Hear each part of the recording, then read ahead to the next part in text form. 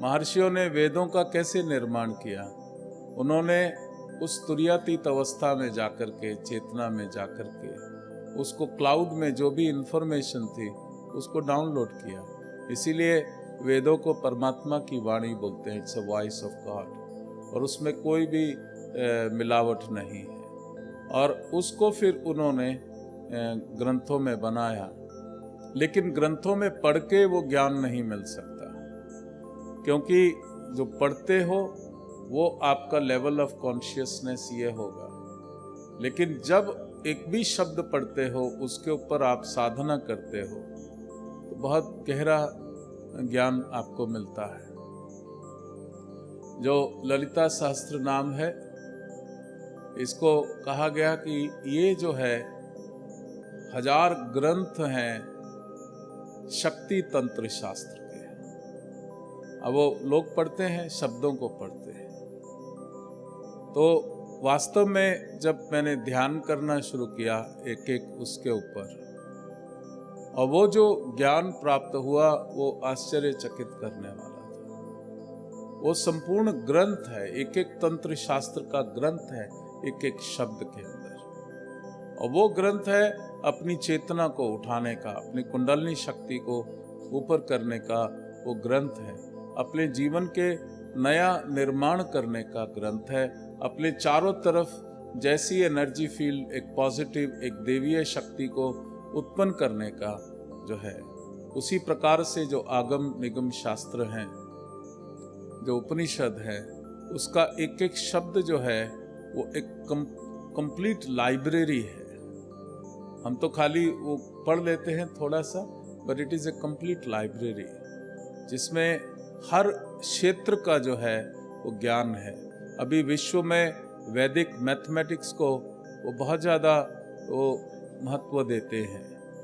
हमारे यहाँ से भी बच्चे गए हैं बाहर ये कंपटीशन के अंदर जो है। तो ये सारा जो हमारा शास्त्र है, ये शिव योग, इसको नहीं भूलना और मिलावट को छोड़ते जाना।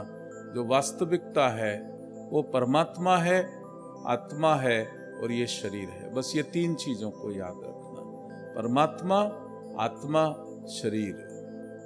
और ये आत्मा सर्वशक्तिमान है, परमात्मा सर्वशक्तिमान है, लेकिन जो बीच में है वो हमारी माया है। वो माया में अगर हम फंस जाते हैं, तभी ये शरीर में हम रोग पैदा कर लेते हैं, तभी हम जीवन में कष्ट पैदा कर लेते हैं। तभी जो कुछ भी है, everything is created by the mind, and mind is connected with the illusion.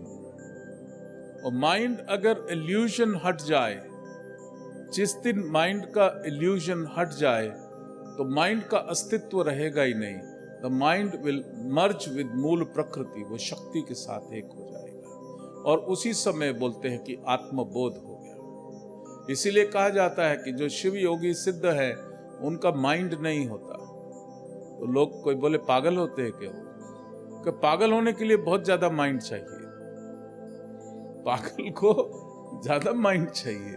वो जितना ज्यादा सोच सोच के वो पागल हो गया, ये कहते ना, सोच सोच के पागल हो गया। और जो एकदम शांत होता जाता है, ये साइंटिफिकली ये प्रूवन है। जो माइंड के ऊपर उन्होंने वेव्स निकाली, beta waves, alpha waves, theta waves, delta waves जो है, तो जितने विचार आएंगे उसका उन्होंने वो बताया कि बीटा वेव्स है।